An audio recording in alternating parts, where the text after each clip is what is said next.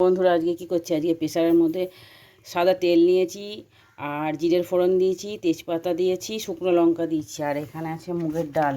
মুগের ডালটা এর মধ্যে দেব, দিয়ে ভেজে নেব ভালো করে। তারপর একটু হালকা করে নেড়েচার পর এখানে আছে ছোট ছোট করে একটা আলু, মানে টুকরো টুকরো করে কাটা, এটাও এর মধ্যে দিয়ে দেবো। এটাও দিয়ে দিলাম। তারপরে আবার এর মধ্যে কী দেবো দেখো, এর মধ্যে একটু গ্রেট করা আদা দেবো, দিয়ে এটাকে একটু হালকা হাতে নাড়াচাড়া করবো।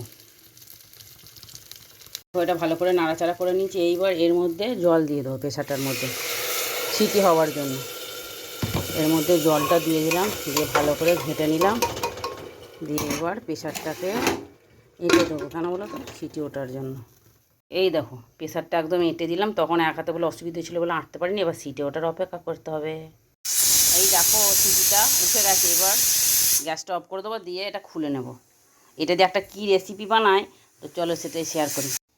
এই দেখো বন্ধুরা, ডালটা সিটি হয়ে গেছে ভালো করে। এইবার এর মধ্যে একটুখানি হলুদ গুঁড়ো দেবো, একটুখানি মিষ্টি দেবো, চিনি চিনি চিনি দেবো, দিয়ে এটাকে ভালো করে নাড়বো। আর এর মধ্যে আর একটুখানি লবণ দেবো, এটাকে আগে ঘেঁটিয়ে নিই, দিয়ে লবণটা দিয়ে দেবো। হলুদটা আর মিষ্টি দিতে ভালো করে নাড়াচাড়া করে এই দেখো এর মধ্যে এবার একটু লবণ দিয়ে দিলাম। লবণটা দিয়ে ভালো করে মিক্সড করে নেবো, তারপরে রেসিপিটা বানাবো। তো চলো রেসিপিটা শেয়ার করি।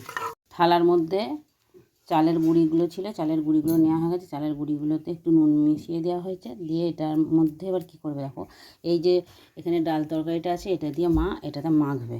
এই দেখো মা এটাকে খানিকটা দিয়ে মেখে ফেলেছে, আবারও খানিকটা দিচ্ছে, এরম করে করে এটাকে একটা ডো বানাবে।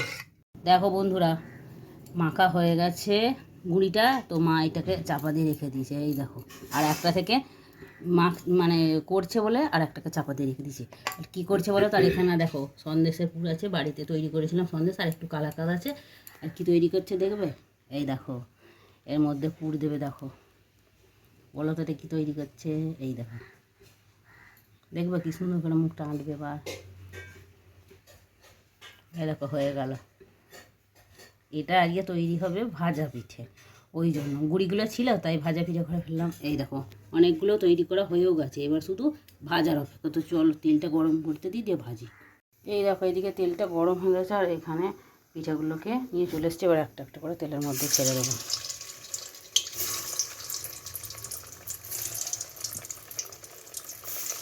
সব পিঠাগুলো ছাড়া হয়ে গেলো, এগুলোকে এবার ডিপ ফ্রাই করে ভালো করে ভেজে নেবো।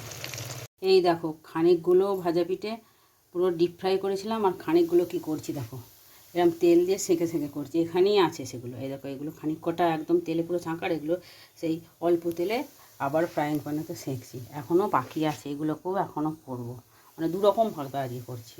এই দেখো বন্ধুরা আমার সমস্ত পিঠে ভাজা কমপ্লিট। এইটা সেই হচ্ছে একদম পুরো ছাঁকা তেলে করেছিলাম, আর এইগুলো একটু সেঁকে সেঁকে ভেজেছি, ওই জন্য এরকম হয়েছে। তো বন্ধুরা আমার এই ভাজি পিঠে রেসিপিটা কেমন চ্যানেলতে যদি ভালো লাগে প্লিজ লাইক কমেন্ট করে পাশে থেকো। আজকের মতো আসলাম, টাটা, ভালো থেকো সবাই।